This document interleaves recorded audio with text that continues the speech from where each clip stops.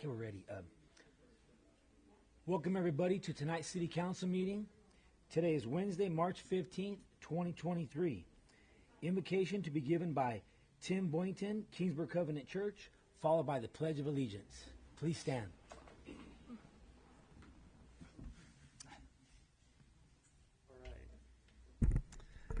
Yeah, let's pray. Heavenly Father, thank you for this day. Thank you for our leaders. We are so blessed as a community to have people who care for our people and really strive for the good of this community. Father, I just pray that you would be in charge of the proceedings tonight. I pray that you would give wisdom, and Lord, that there would be also just unity in how we move forward. We pray all this in Jesus' name. Amen. Amen. I pledge allegiance To the flag of the United States of America and to the republic for which it stands, one nation, under God, indivisible, with liberty and justice for all.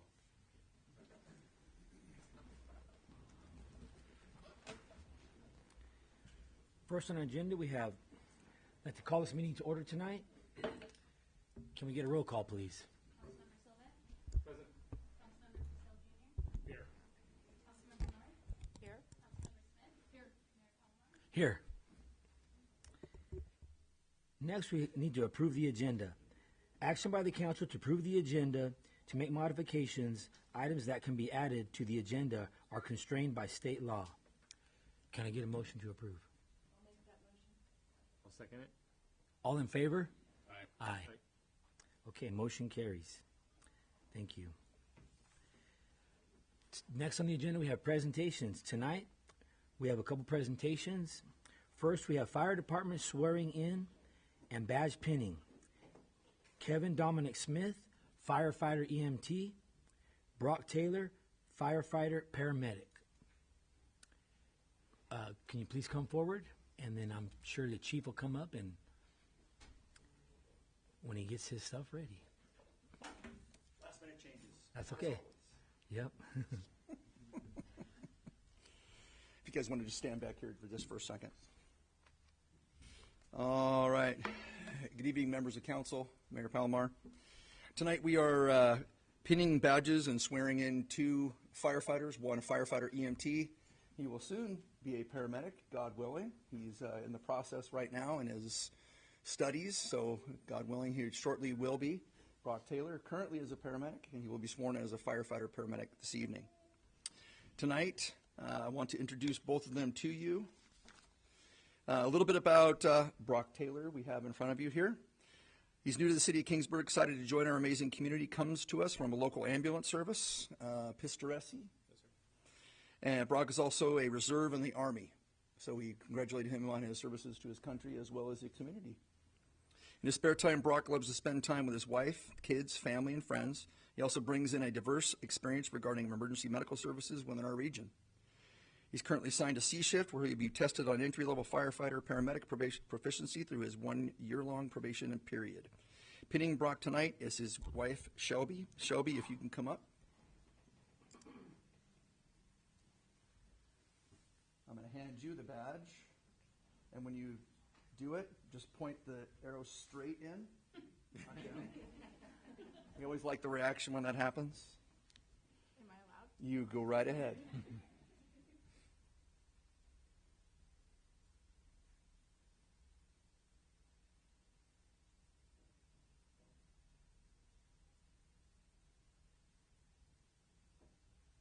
And then we'll have you step aside just 1 second, and we'll do our next one. And we'll get them all organized here. This is our second pinning this evening. Dom is a repeat offender, we call it here. He actually left us as a firefighter reserve, went to the city of Sanger full-time as a firefighter EMT, and is back with us full-time as a firefighter EMT and in his paramedic training. So we're blessed to have him come back.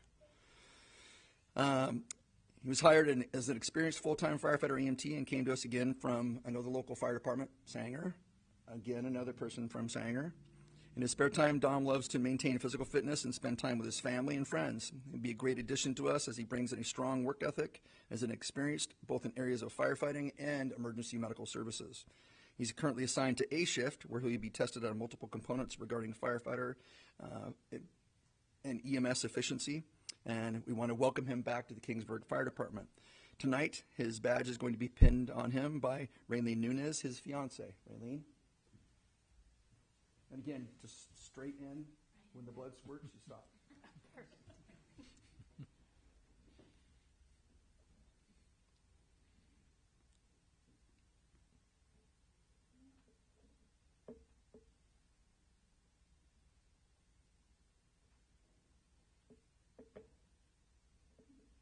Perfect.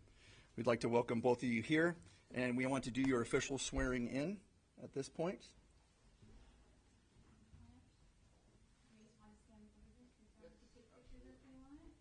Get out of your way. Go ahead and raise your right hand, and you're going to repeat after me.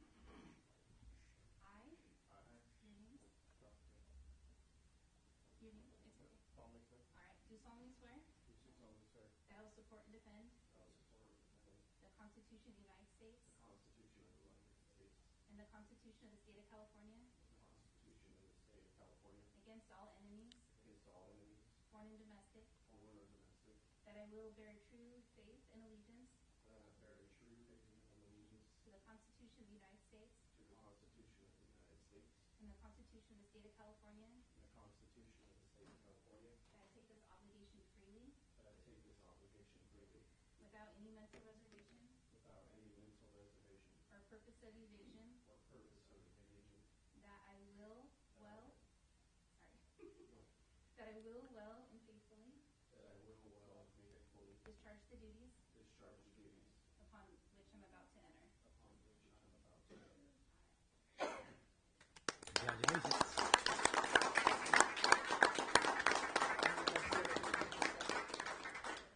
Want to have the members of council come up and congratulate them, take pictures with them real quick?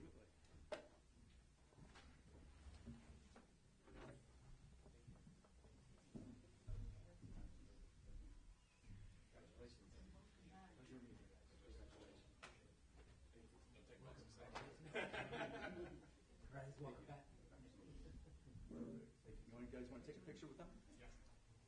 And then right after this, we'll have the families come up and take a picture with them.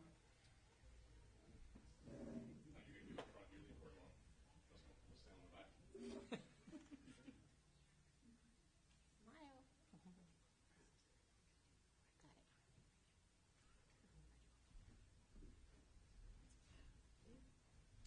Perfect, and then we'll have you go back to the back with the other crew members. And then I'm sorry, take a picture with your families. I messed that one up. Yeah, that's right. Again, I almost forgot. One at a time. One at a time. All right, so one at a time. Sorry. Even write it out, and I still mess it up.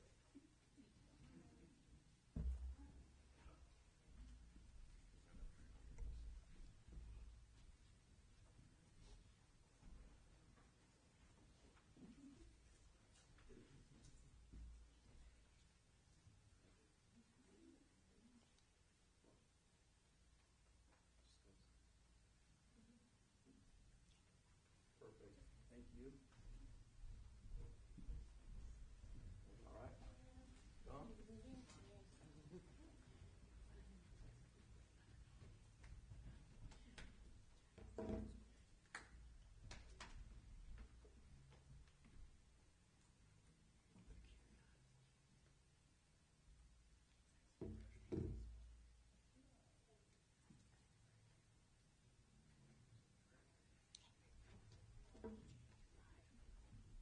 Perfect. Thank you very much. All right, don't leave yet. We'll just have you sign something in the back before you leave. All right. And continue on with the rest of our folks this evening. At the beginning of this year, in January, we had some specific training take place for community members.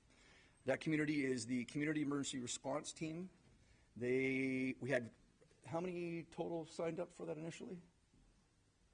I think it was 8 or 9. We ended up having 4 people actually continue through the rest of the training. The training was actually 9 weeks long, so they met one night a week for 9 weeks. They were trained in a multitude of different disciplines, one of which would have been an extreme help as we're seeing in our local flooding. Community members that do come out and help need to be disaster service workers, and essentially that's what our CERT team is growing into. At this point, this will add another 4 folks fully certified as CERT members. That brings up our total number of CERT folks to 15.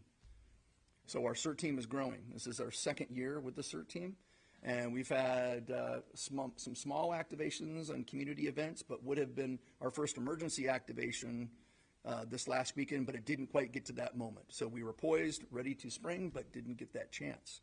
So this evening, I'd like to have the following CERT members come up to the front. Robert Gonzalez, Kathleen Lawler, Brian Olson, Michelle Moore, Juan Rea, Peter Mida. Juan Rea wasn't able to make it.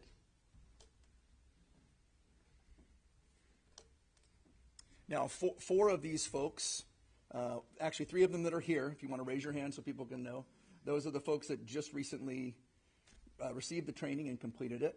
We have 2 CERT folks that have been here for a bit, but the last time we did the swearing in, they weren't able to be here. So now they're all getting actually sworn in tonight as disaster service workers and taking that oath.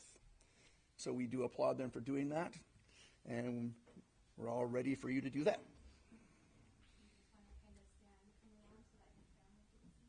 We'll move out of the way. So go ahead and raise your right hand. You're going to repeat after me. I'll say I, and then you guys will say I in your names, okay? So I do solemnly swear that I will support and defend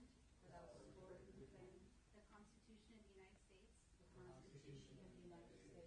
Constitution of the State of California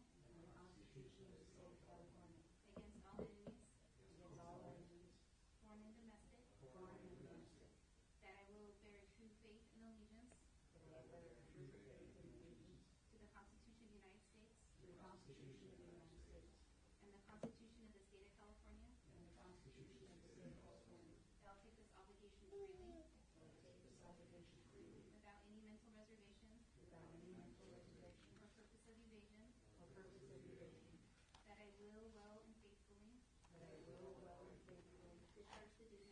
discharge the duties upon which I'm about to enter.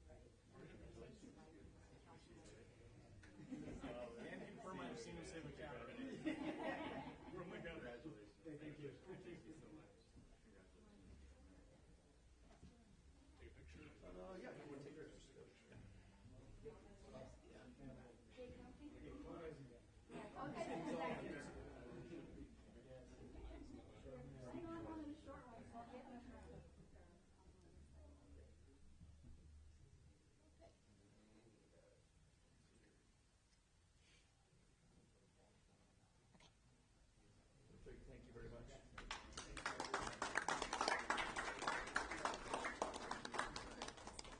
Congrats. All right, that concludes the presentation by the fire department. Thank you very much, members of council.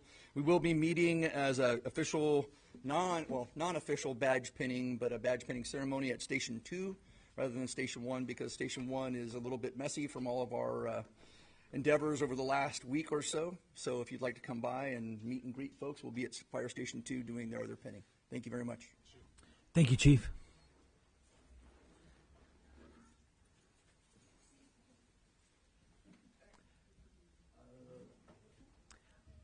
Okay, next on our agenda, we have public comments.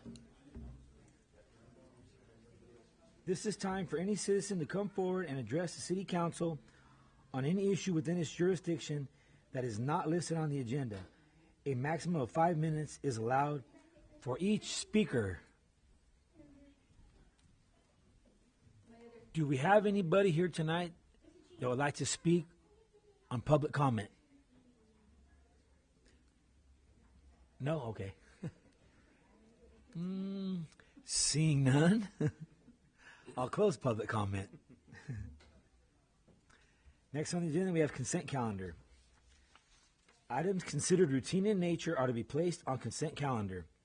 They will be considered as one item and voted upon in one vote unless individual consideration is requested. Each vote in favor of consent calendar is considered and recorded as a separate affirmative vote in favor of each action listed. Approval of the consent calendar items include recital reading ordinances by titles only and adoption of recommended actions contained in staff reports. Tonight we have 5.1 through 5.5. Is there any council member that would like to pull anything from consent calendar?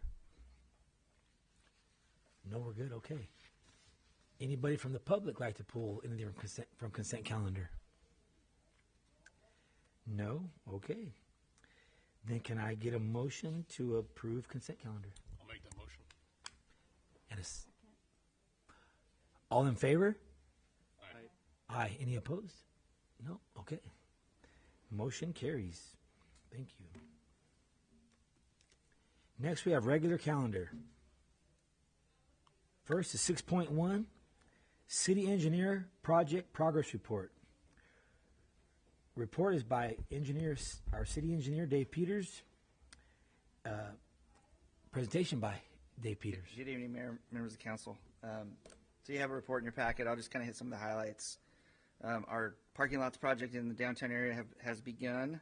They started to do some layout and some minor demo. I think by the end of the week they should grind pavements on the city hall lot over here and the senior center lot. So what we worked out with the contractor is going to do those two first, and then we'll have the car show, and then we're going to fall back and do the one right behind Row House. He wanted to do them all together, but with the rain, it was just too uncertain. We didn't want to have them out of commission for our events. On our 18th Avenue sidewalk project, we've been working on that a while. We're down to just 2 more signatures for the right-of-way. Both, in my opinion, are non-controversial. It's just one lady lives out of town, and we need to track her down to get signatures, and another person's just working on some issues on their driveway to make sure that they have access. So we should be able to finalize that phase and build those sidewalks this summer. Working on our streets projects, that'll go out to bid here in a few weeks. The streets that we'll be redoing are 18th Avenue between Earl and Kern, 22nd Avenue between Sierra and Orange, and 10th Avenue between Stroud and Cam. So having a few of our streets redone here late spring. We finalized all the scopes for all the disciplines for the Laurel Street Dog Park, so we're looking forward to kicking off the design of all that shortly. Caltrans is reviewing our Sierra Street rapid rectangular flashing beacon project, so that's putting the flashers at the Draper Street, 19th and 20th crosswalks that are already there on Sierra. And then we're still working with them on a crosswalk on Madsen. It's just a longer process. Their chief of traffic retired. We got a new chief, and so we're just having to work through some of those issues. Athwal Park bids open on April 4th, so that project was installing a bathroom and some flat work around the new restroom. The police station remodel, first working day is Monday, so that's going to be in full swing here next week. And then the senior center kitchen remodel, we had to bring a new architect on board. The old architect had to kind of step away because of some family medical issues, so we were able to get a replacement, and we're getting ready to plow ahead with the design on that project. A couple of development projects. The Kings Estates Phase 3, so that's the stuff on the east side of 18th north of Cam. There's actually three phases up there. There's one phase south of Cam. but they've been kind of stalled a little bit because of PG&E, but it looks like that's getting resolved. So PG&E should be out next week to take the poles down, and they can get their electric service installed, finish the street work, and then they're immediately looking to move to the fourth phase, which would be the next one that goes north of the track that they're working on now. We've been getting a lot of activity on the Rayford Johnson Drive Sierra Street gas station projects. That was approved a couple years ago, and it's kind of coming back with a lot of vigor here lately. So I would anticipate that might be something that gets constructed maybe this summer.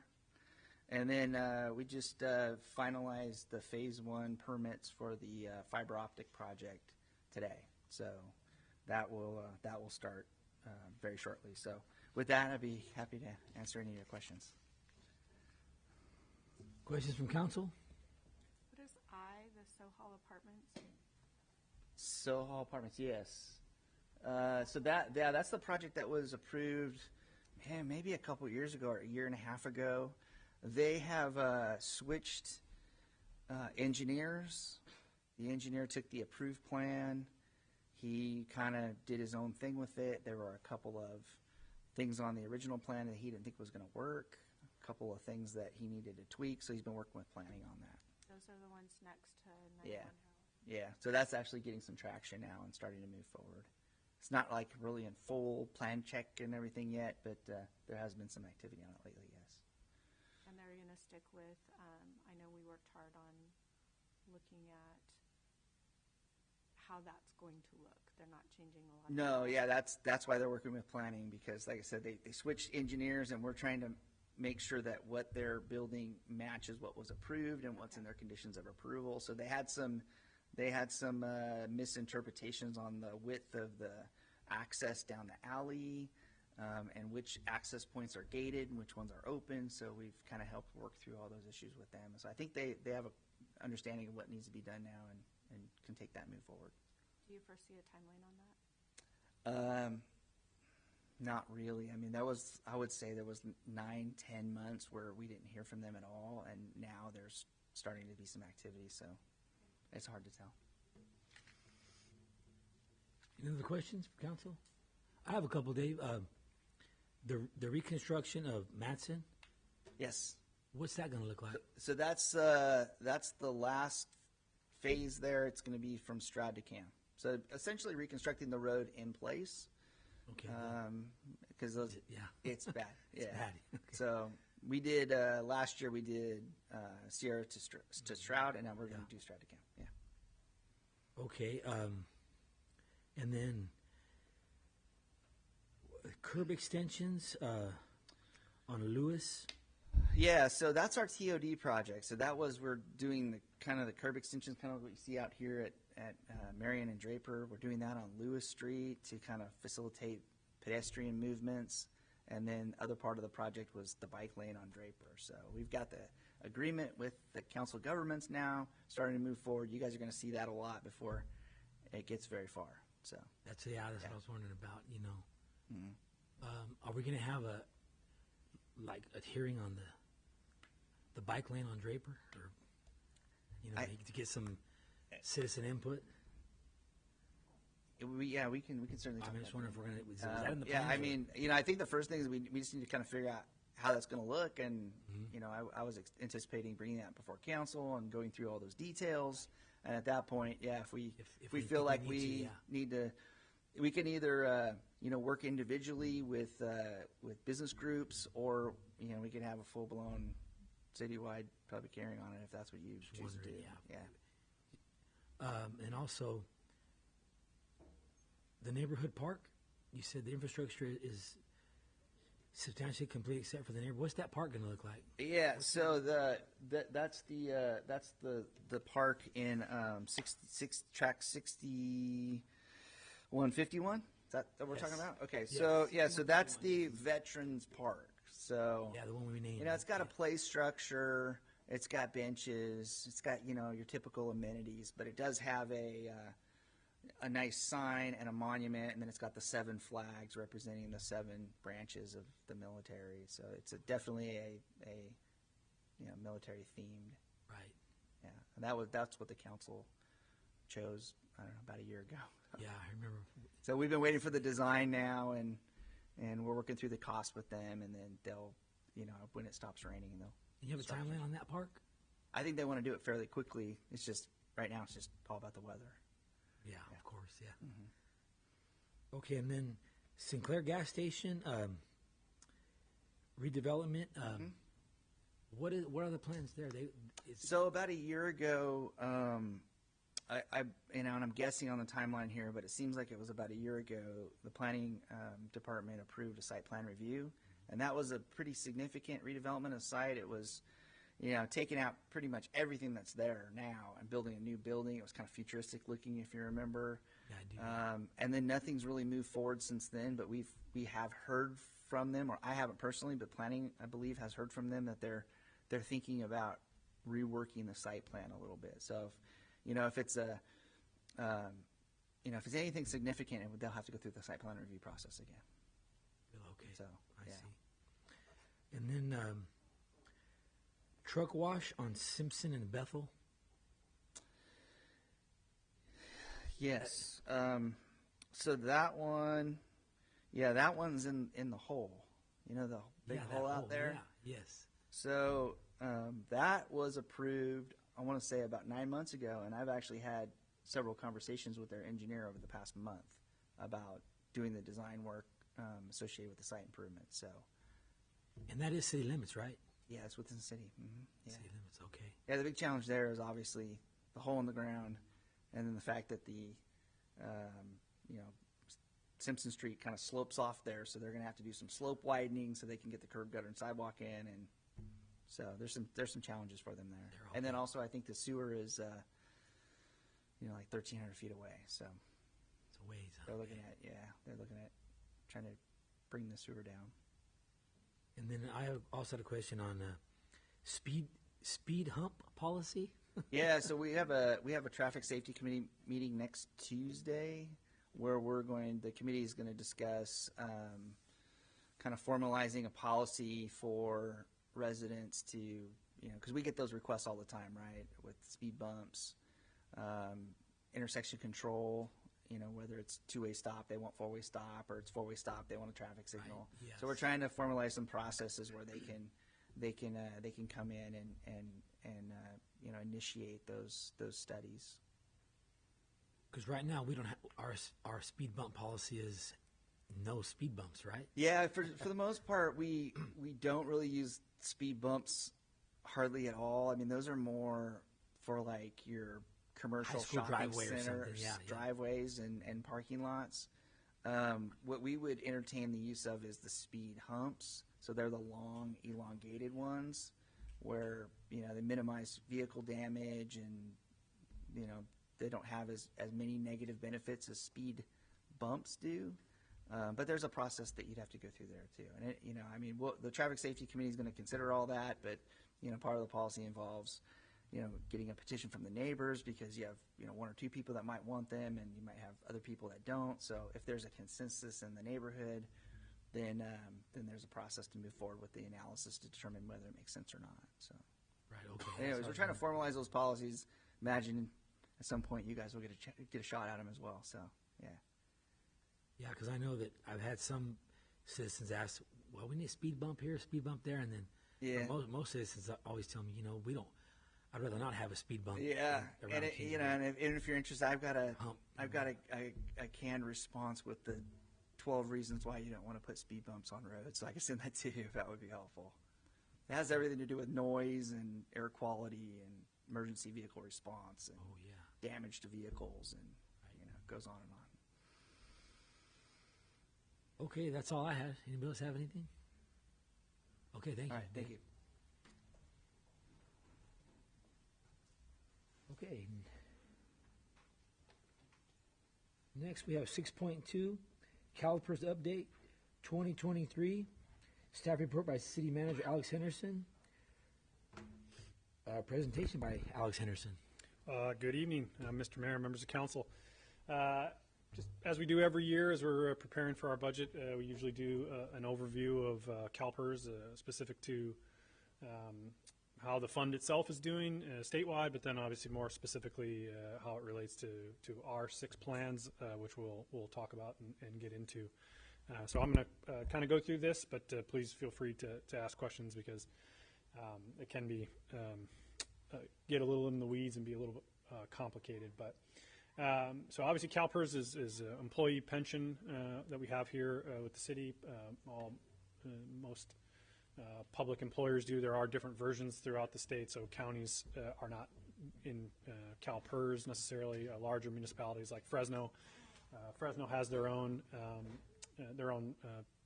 pension program, but for here, for us, we are participants in CalPERS, and so when you talk about funding and how that what that makeup is, you can see here the breakdown is based upon 3 different things. So investment earnings is the large portion, 56% of every dollar. Employers, so the cities or other participating jurisdictions, 32%, and then the members themselves, about 12 cents. And so this is kind of what goes into the employer contribution requirements. So again, basically plan design, so what the benefits for CalPERS are, and then kind of the big driver is the actuarial assumptions and methods. So when you talk about things like how long they're anticipating people to live for, things like that, how much return on investment they're anticipating in the long term, and then obviously just general member information too. So if you see in your packet, we included information about all 6 of our plans. It includes the active members, members that have transitioned out, gone other places, and then obviously that are in retired status, because all those go into what our contribution ends up being. So here is an example of basically how individual years can change. So CalPERS operates obviously on a delayed status in terms of what we look at. So the most recent reports that we have are through fiscal year 2022. So we don't have the actuarial reports yet, but you can kind of see where the market is at. So from each fiscal year ending. So on the left-hand side here, you can see we talked about this last year. So you can see that because they had 21.3% in returns, the total fund balance was $477 billion. And then this year, because they had a negative return of 6.1%, that dropped to just below $440 billion. So you can see the difference that one year has in terms of the funded status, which is also on this next version here. So you can kind of see when we talked about this last year, so from 1920 year, the total fund for the PERF, what they call it, was at a little over 70%. One year jumped up to about 81%. You can see now, so again, just looking at it, we were at 81.2%, and then they had a negative year, and that fund status dropped back down to 72% funded status. So we try and take a look at this from year to year to try and give council an understanding of how our contributions will change, but you can see from one year what that looks like, and that will play out in terms of how much we will have to pay for unfunded liabilities over the next several years.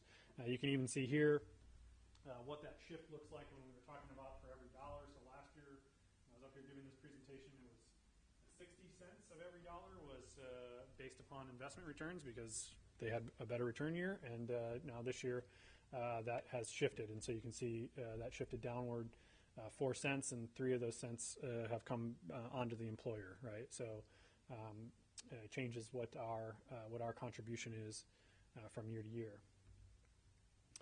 So kind of a little bit of a background of how we got here.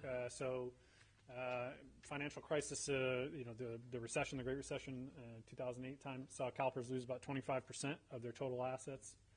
At that time, they needed additional funds from state taxpayers, about $600 million.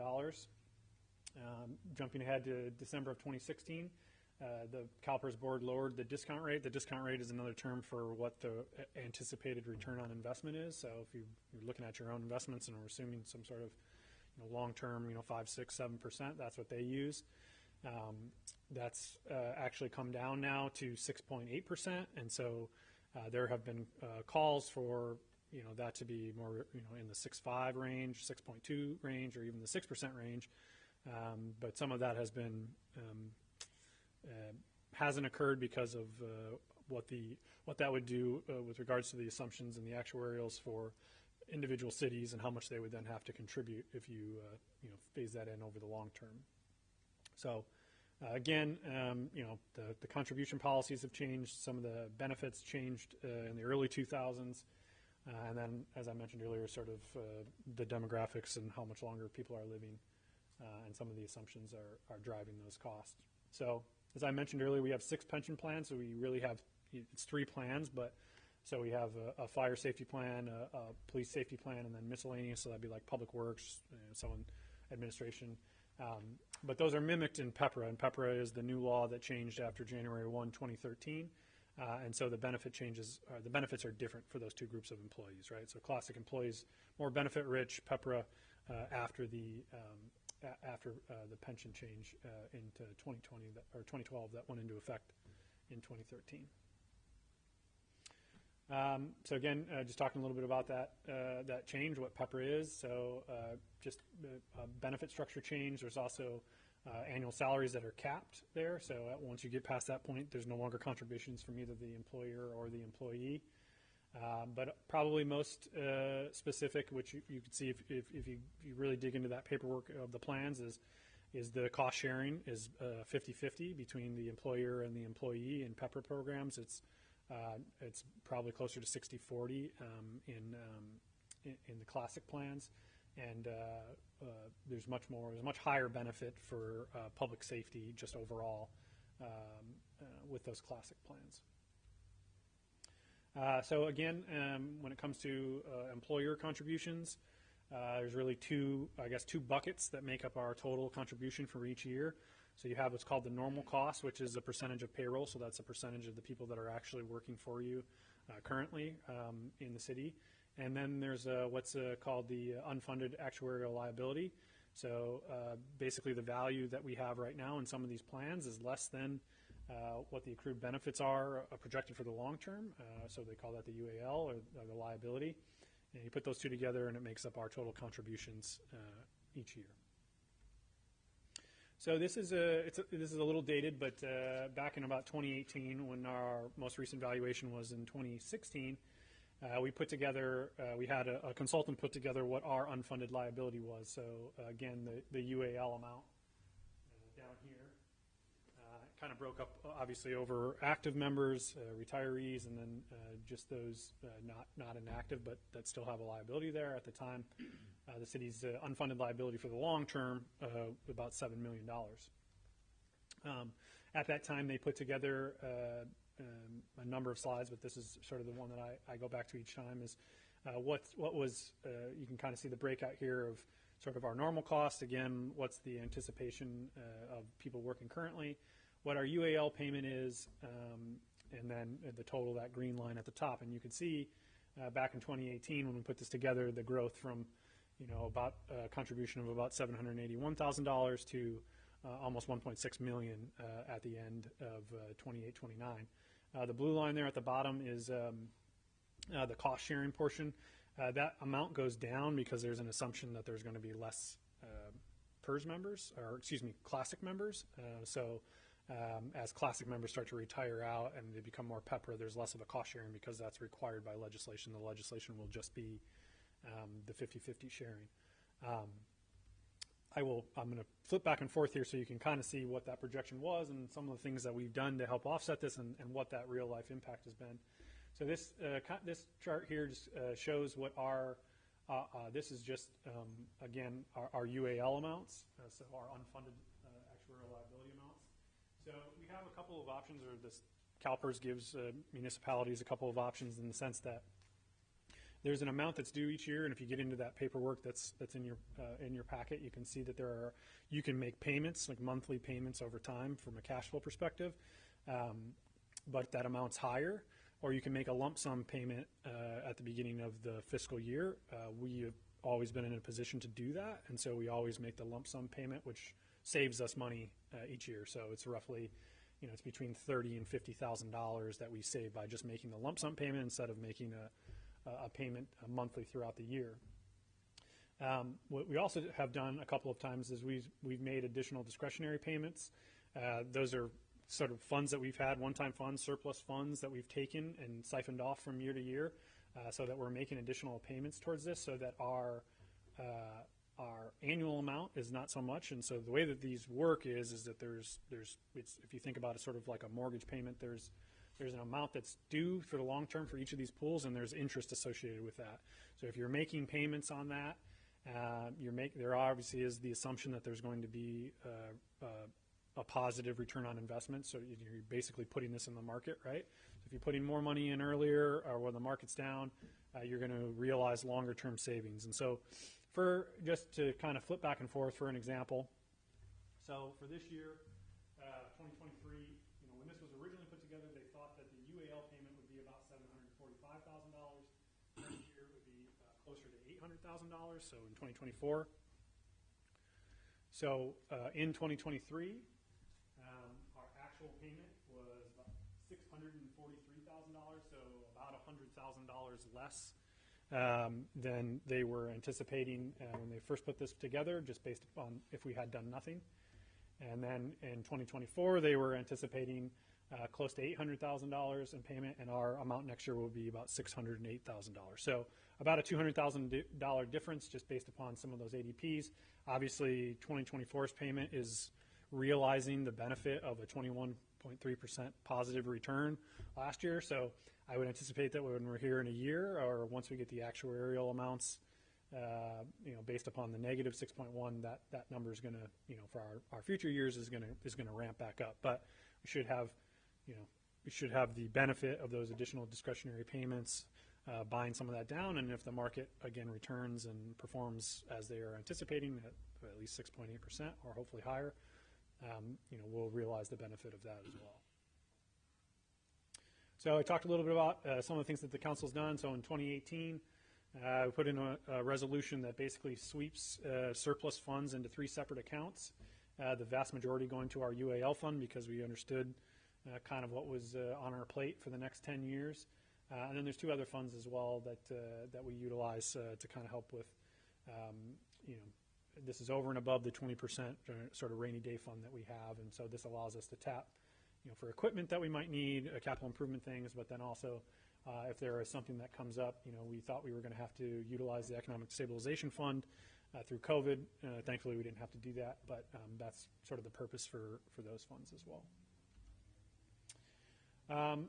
Some of the things we've also done just as it relates to the normal costs. So we do the cost sharing percentage. You can negotiate how much the employees are contributing as part of their pension. And so for police and fire, 12% is the maximum that you can get without going through MOU, without going through those negotiations. So they are at the max percent over and above what, or over what what's allowed by law. So if they want to go higher than that, we would have to negotiate that through collective bargaining. You can see what the total payroll is projected to be, or what is right now, is about close to 32% of our payroll costs, or if you just took a payroll cost, another 32%, that's what it is for public safety positions. And it's about a little under 19% for miscellaneous members of Public Works Administration. And so you can see what those splits are. So it's about a 63-37 split, employer versus employee. That's changed a little bit over the last couple of years. It used to be closer to 60-40, but as CalPERS changes their methodology, if we aren't keeping pace with regards to employee contributions, then that will continue to shift.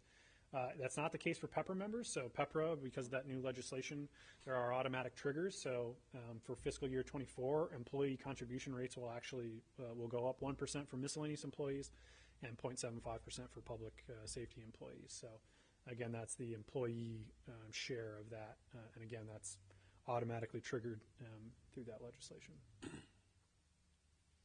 So again, some of the things that I talked about a little bit earlier, we've made 2 ADPs, so about $1.6 million, which is we're anticipating to save us $1.8 million over and above that. So just on long-term interest savings. And we continue to evaluate these sort of all the time. We work pretty closely with our CalPERS actuarial. We have an assigned actuarial person that helps us. They put together some pretty elaborate spreadsheets that allow you to kind of play around with what type of savings you could get. Again, assuming long-term a long-term return on investment. So as of right now, we're just waiting those final actuarial documents, which are anticipated to come out in August of 23 to give us our most recent look forward. And then obviously just monitoring returns. 2022, or this is saying all of 2022 is what that should say. All of 2022 saw downward return on investments, and the beginning of 2023 has been sort of a mixed bag. The first few months were better than the last few weeks have been if you looked at your own investments. And then again, utilize the potential to utilize those additional discretionary payments. There are some other options that CalPERS has that we've talked about. The Finance Committee has talked about too. You can actually reset and do different amortization tables over time. The only challenge with that is it's sort of like going from a 30-year mortgage to a 15-year mortgage. So you're locked into those new payments and those higher payments. So the decision of the Finance Committee and the Council has been to kind of keep that flexibility and make those extra payments, right? So you still have a 30-year mortgage, but you're making an additional payment, every couple of months or something like that. So that's been the discussion to this point, and we will continue to look for other opportunities to, make sure that we're able to maintain, making the payments over time. So that ends my report, but definitely happy to answer any questions that you might have. Can you go back to the slide that shows normal cost at the top? I just want to make sure I'm understanding it. Which one? Go down. I guess further down in ours. Sorry, it has normal cost at the top. Later in the slide. Oh, later in the slideshow? That one? Yeah. I just had a question so that I'm understanding. So Pepper employees currently are paying 50% now? Pepper employees. Peppers are. And Peppers are going to be going up 1% or 0.75%. Is that annually? No, it's just it's for 2024 right now. So it will, and the reason they're doing that is because the contribution amount is going up a portion too. So the employer amount is going to go up as well. But instead of the employee amount staying stagnant, which is kind of what happened in the classic model, they both get adjusted. But that doesn't apply to classics. Does not apply to classics. Classics are capped out unless outside of MOU. Correct. So that's imposed on them regardless. The 12% is what we went, so we could have imposed the 12%, probably 2 rounds of negotiations ago. As part of those negotiations, we came to an agreement to come to the 12%. But now to go above that, if that was the desire, then it would have to be negotiated. Do we know percentage of remaining classics that we have versus Peppers? It's a good question. I don't know that off the top of my head. Different for each of the departments, but I can get that. Because Pepper was imposed on us at what year, do you know? Took effect 2013, beginning of 2013. So it's all employees after 2013? Well, all new employees, right? So we have, like, for example, you have senior employees, like for captains or something like that might come from another organization that were classic employees, and then they maintain their classic status. But if you're hired after 2013 in the California system, then you are a Pepper member. I was just wondering how long it's going to be before we realistically phased out all classic employees. And it sounds like that's the intent of the entire. Well, that's what they want to get to eventually, right? I mean, it's plan design change entirely to try and keep it sustainable. I mean, use the comparison to sort of like Social Security, right? They've kind of changed the benefit structure, or when you can start taking it, and because there's less people in the system and people are living longer, all those sorts of things, right? Kind of play into the factor of how sustainable that will be for the long term without design changes or contribution changes. Yeah. Thank you. Sure. No more questions? Okay, thanks, Alex. Yeah, of course. That's a lot of money. Next on the agenda, we have 6.3, 2023-24 capital improvement project introduction and discussion. Staff report by Alex Henderson. Yes, thank you, Mr. Mayor and members of council. Again, this is part of our budget development for the future year. It's kind of an introductory conversation. Just wanted to sort of talk about how we go about our development of capital improvement projects. So included in your packet is the council adopted policy that outlines the processes for determining capital improvement projects, which are for us anything over $5,000, one time, not ongoing or maintenance related. The current policy lists 6 steps to help guide project development, cost estimates, and prioritization for consideration. As the policy outlines, choosing projects is not always objective. So, for example, decisions regarding road work considers more than just an objective rating of road condition. So, to talk about this a lot, right? 18th Avenue is probably going to get repaved more times in a 30 or 40 year period than some of a smaller minor street, residential street that we have, just because it's a collector street and because of the amount of traffic that's on it. There's still truck traffic that's on it, and so it's just things like that are part of the decision making, kind of on all capital projects. So if you could just go to the next sheet, Abby. So just kind of where we're at right now, and just to give you a little background on how it gets developed. So each of the department heads are tasked with putting together a capital improvement list. They're required to prioritize those based upon their requests. So we're kind of in steps 1 and 2 as it stands right now.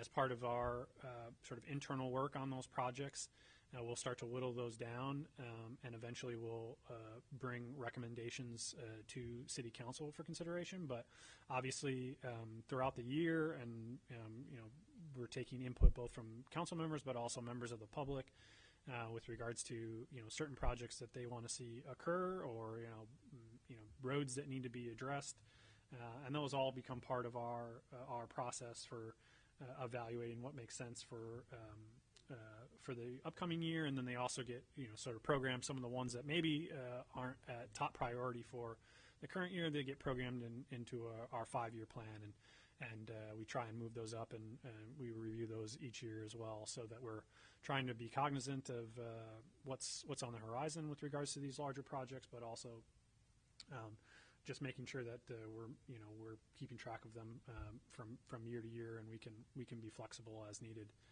with regards to priorities, which obviously comes from the public and the community, and from the council themselves. So again, purpose of tonight's discussion is just to a refresher and familiarize council and public with kind of how we go about our capital projects, our one-time, our larger projects.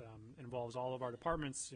Dave works closely with all of our departments as well, and establishing those, especially if it's something like a police department remodel that has several individuals that are involved there. So I'm certainly happy to answer any questions.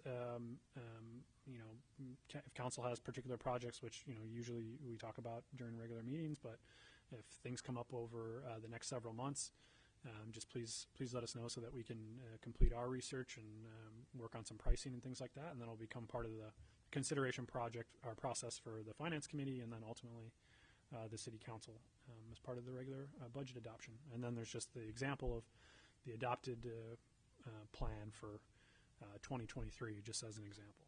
So again, concludes my report, but I'm happy to answer any questions that you might have. Questions from council? I just have one on parks. Let me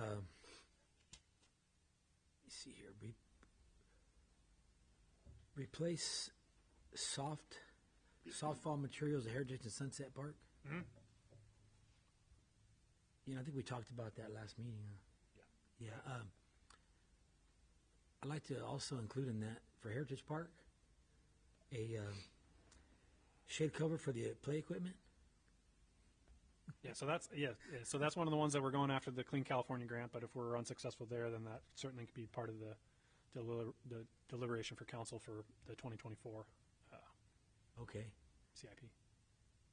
And then I've had some citizens ask about, now there's going to be pickleball court at one of the, Dave, at one of the developments? I think two new ones at the park, that's gonna be part of phase 3 of the Kings Estate. Kings Estates, okay. Yeah, so it'll be the subdivision that's, what, east of 18th and north of Camp in there. Right, okay. It'll be a park, and it's gonna have a couple of courts. Because I've had some citizens say that, you know, they're retired and they want to play pickleball and Got that. one already. You know where that one's at, right? Yes, Yeah. the one. There'll be 2 more, and, yeah. Yeah, they said that one's, and they're like, you know, we want to play, and Rayford Johnson said during school hours they can't play there. So let's go. We're gonna have 3 now. Then, you know, pretty soon. Okay, and then also, I talked to Alex about this. The sidewalk across from the high school, like by the old band room. I know that's Caltrans, right? What is the because there's one part of the sidewalk that is really bad. Yeah, we're actually working with Caltrans as part of our rectangular rapid flashing beacon project to get a deal worked out with them where maybe we can do some of those repairs and they'll reimburse us. Reimburses for that sidewalk there.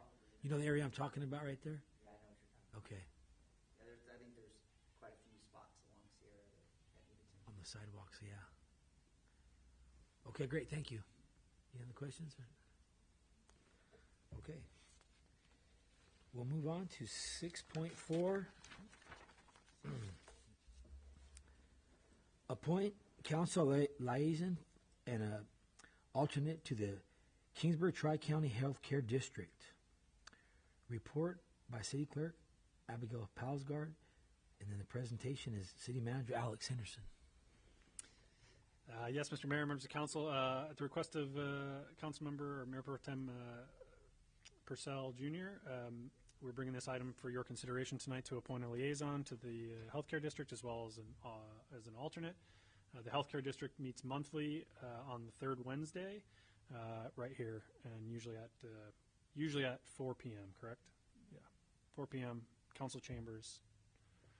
So that concludes my report, but happy to answer any Okay. questions. Any public comment on that, Dave? Okay. Council discussion. No, I mean, I brought it to council. It's really just, they give so much money that I'd like to have kind of someone embedded with them. Because I don't like getting kind of everything all at once when it's grant time. I'd like to have more conversation with them about what they're looking for. Right. So that we can kind of submit our applications and stuff to them based on the direction they're going and just have more insight. Right. Seems like a good partnership, but we're all That on does. the receiving end. Just like to have someone there for that as well. Okay, so are we open for nominations, or does somebody, would someone like to be the liaison for that, for Tri-County Healthcare? I would have loved to be able to do that, but it conflicts with my work schedule, so. All the time of the meeting? Okay.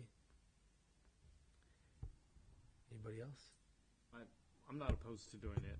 I know a few of the members that are there, so. Right. Yeah, I can definitely fill that position if you guys so choose. Have me. Okay. Works for me, yeah. So we nominate David Silva, and it looks like it's yours, Dave. We'll get a motion, but how about an alternate? I could do the alternate. Alternate, okay. Stacey, if you want, it's more than, Okay, I'll nominate Stacey for the alternate. alternate, yeah. Okay, then we need a motion. I'll make that motion for Councilmember Silva to be on as the primary and Councilmember Smith to be the alternate. In a second.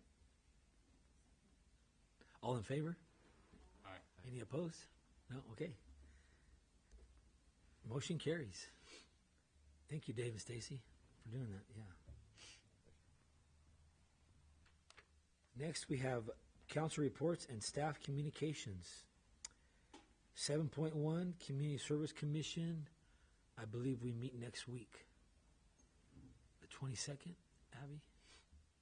Yeah, anyway, I believe we do meet next week.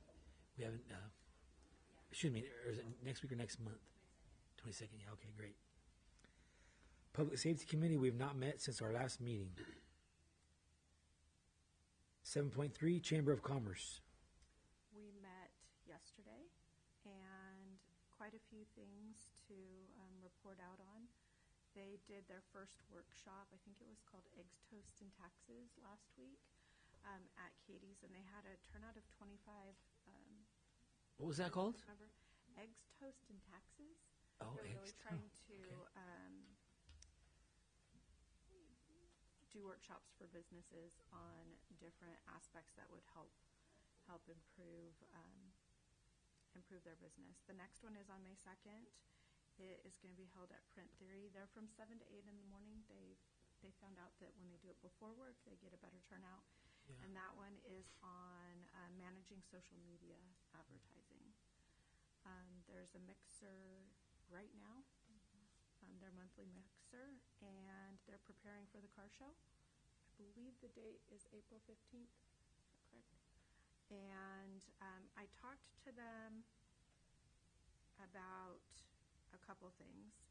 I talked to them about some council members and some citizens had talked to me about concerns with the scheduling out of ribbon cuttings, and with Roadhouse, I know we all wanted to really be there, but with the late notification, it really made it difficult to all be present and be present there for the full time.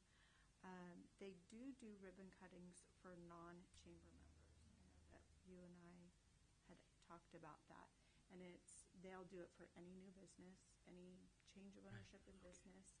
And it's more like they'll give them a swag bag, welcome to the chamber, do their ribbon cutting. And I had brought up the fact that Councilmember Silva had talked about maybe 9 new businesses that he knew of that hadn't had ribbon cuttings. They are actively and have gone out to those businesses talking to them. They're a little bit at the mercy of when the business wants to schedule and get everything like looking like they want it to. And so they're going to do their best to get it calendared out to give us maybe a month at a time, the calendar, and have really good communication. They do have, they call it the Chamber Blast, where they send out an email. I got added to that. I know that Alex is on it also. I told them that when I come to the meetings, if they shared it with me, like when they were coming up, I could even share that with council. But Barbara said that she'll be in good communication with Abby also. The other discussion centered around, and I brought this up I think the last time, them asking the city for more money for what we give them for festivals or for fireworks. And so we had a lengthy discussion about that and really trying to drill down to what the need was. And I believe there will be a specific ask for help on fireworks that will come to the Finance Committee at the end of the month, Alex, and then probably come to us in April. I think we've gotten down to like a reasonable amount with inflation, you know, the cost of things going up. And I know that Alex has also been looking into what other cities do. I believe that's everything from the chamber. Thank you, Laura. 7.4, Economic Development. EDC has not met. Just finalizing. I think the third mural got completed. The one on the Chicago Title Building. So the fourth one down on Marion is underway, and I don't think the fifth one has started yet. But obviously, the weather has played a factor in that with some of it. But that's all. 7.5, Finance Committee. Have not met. 7.6, Planning Commission. We meet next month. 7.7, South Kings GSA. They have not met. 7.9, Council of Governments. Have not met. Oh, did I? Oh, yeah, my bad. Thank you. 7.8, Downtown Business Improvement District. So the bid met last Tuesday, and part of the members were not there, so they had to move many of the items to their next agenda. They did talk about, the photographer was there that they've been using that is doing like pictures of each business so that they can get them up on the website and then they can use them for social media. They are looking for someone for their social media marketing right now. They had applications open and they closed, and so they're going through those. They did not make a decision on who to hire for that.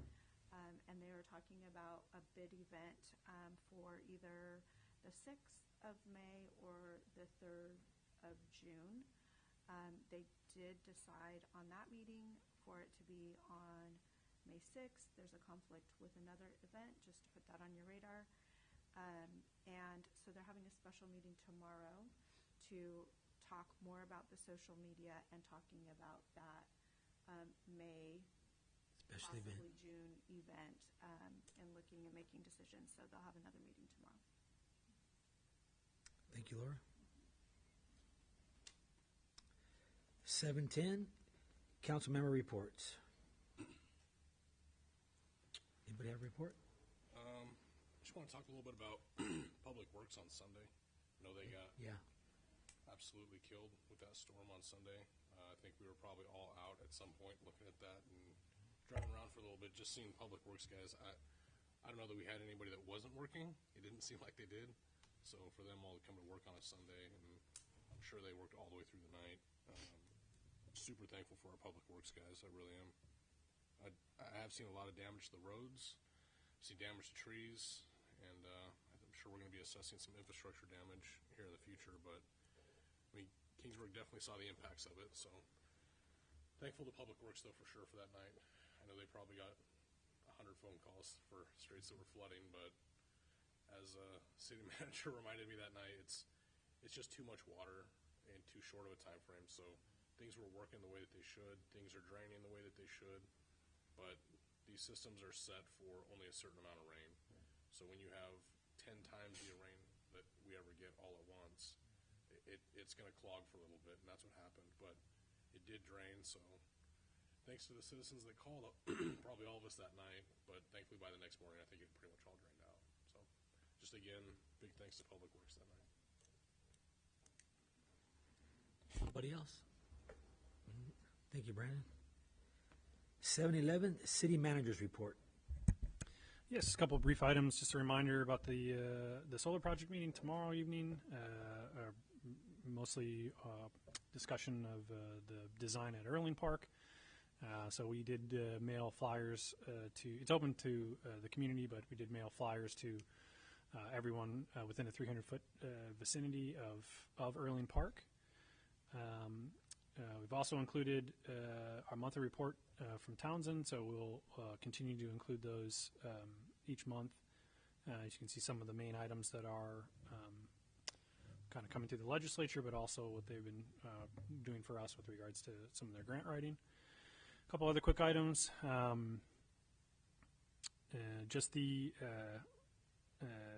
We actually got word today, and hopefully we will sign an agreement tomorrow. So as part of the Clean California that Caltrans is doing, they're partnering with communities to provide funding. And so we're going to partner with them to, as part of our spring cleanup events, which are next weekend and then the following weekend.